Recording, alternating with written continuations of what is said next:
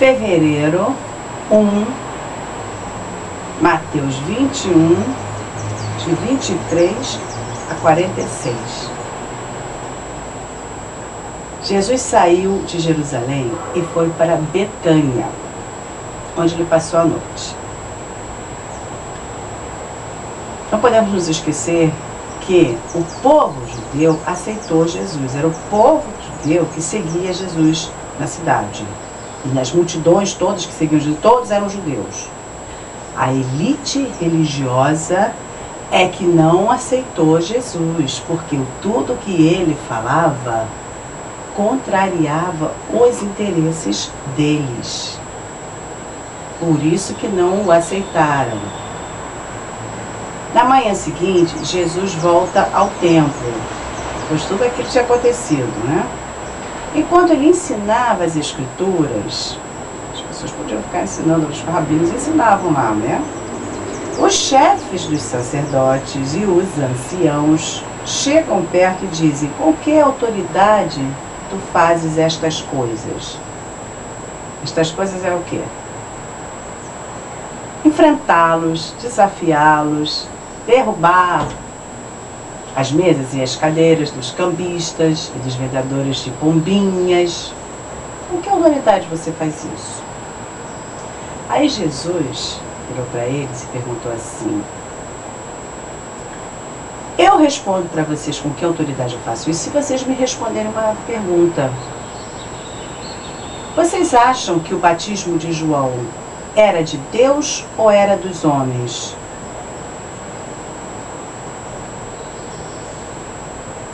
Aí, eles ficaram pensando entre eles. Se nós dissermos que era de Deus, ele vai nos perguntar por que é que nós não cremos nele. Que também não acreditaram em João Batista, que fosse profeta de Deus e que estivesse anunciando a vida do Messias. E se nós dissermos que ele era dos homens, vamos criar uma confusão com o povo, porque o povo acreditava que João era profeta de Deus. Aí eles responderam assim para Jesus: nós não sabemos se o batismo dele era dos homens ou era do céu. Então Jesus falou: então também não vou responder para vocês com que autoridade eu faço o que faço. Fim dessa hora, né? Aí Jesus resolve falar outra parábola. Ele falava tudo para eles, mas tudo em forma de parábola, né? Que eram comparações. O que vocês acham? Falando para o sacerdote. Um pai tinha 2 filhos. Ele chegou para o mais velho e falou assim: vai lá fazer assim, assim. O mais velho falou: sim, senhor, papai. Mas não foi. Depois ele chegou para o mais novo e falou: vai lá fazer isso assim, assim. O mais novo falou: não vou não. Mas foi. Quem é que vocês acham que obedeceu a Deus? Qual dos 2 filhos obedeceu? Claro que foi o que foi, né? Foi o que foi. Eu garanto a vocês que os cobradores de impostos e as prostitutas vão entrar no reino dos céus antes de vocês.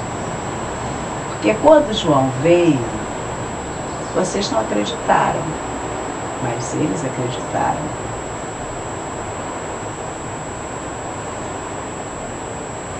Como certas pessoas aqui na Terra que dizem que seguem a Jesus, mas não fazem o que Jesus manda.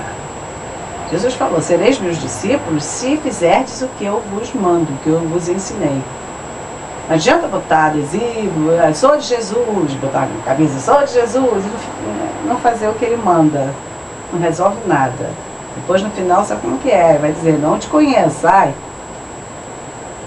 Há até ateus que dizem que não acreditam em Deus, mas que fazem o que Deus manda.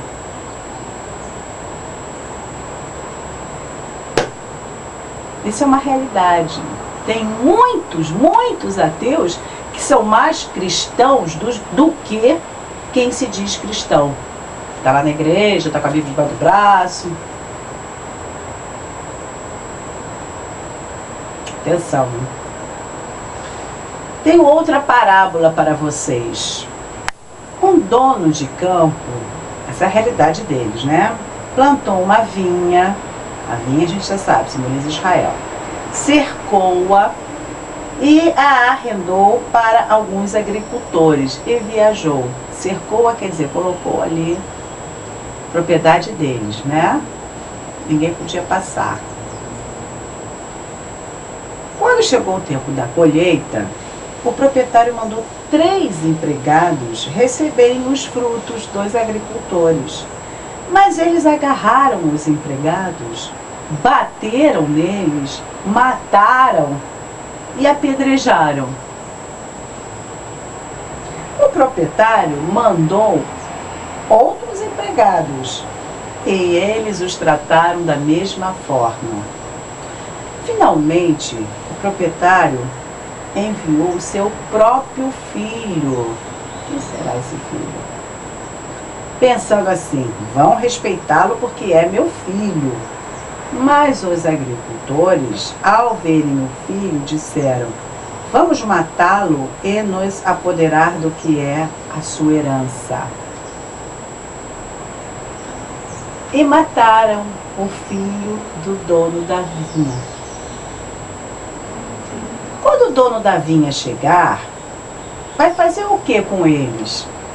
Jesus perguntou para os sacerdotes. A resposta dos sacerdotes: mandará matar de modo violento esses perversos e arrendará a vinha a outros agricultores que lhe entregarão os frutos no tempo certo.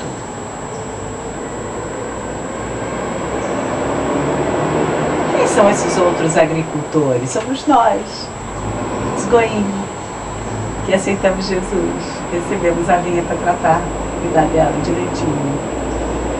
Aí Jesus continua: vocês nunca leram? Você perguntava assim, né? Vocês nunca leram? Não? São tão inteligentes, tão letrados, né? Nunca leram nas Escrituras? A pedra que os edificadores rejeitaram tornou-se a pedra angular, a pedra principal. E isso foi feito pelo Senhor? Isso foi feito pelo Senhor. Depois nós vamos estudar essa questão, tá? Por isso eu digo que o reino dos Deus será tirado de vocês e será entregue a uma nação que produzirá seus frutos. A nação é a Igreja de Cristo, que é formada por todos os cristãos no mundo inteiro. Quem cair sobre esta pedra ficará ferido, e sobre quem ela cair ficará despedaçado. A pedra é ele. Na sociedade judaica, a pedra tinha um simbolismo muito importante. A pedra era fundamento. A pedra era algo que durava para sempre, praticamente eterno. Então, quando se falava em pedra, estava se falando em coisas eternas, em coisas duráveis, em coisas que passavam sobre todos os obstáculos. Uma pedra, ninguém destrói uma pedra, só com explosivo, né? Naquela época não existia explosivo. E os chefes dos sacerdotes e os fariseus entenderam que Jesus falava deles nas parábolas. E quiseram prendê-lo, mas tinham medo do povo judeu. Este povo era povo judeu, tá? Que eu considerava profeta. Eles entenderam que Jesus estava falando deles nas parábolas e ficaram cheios de raivas. Raivas é ótimo. Ai, ai. Muitas raivas, são raivas. Então aqui termina esse capítulo. Interessante.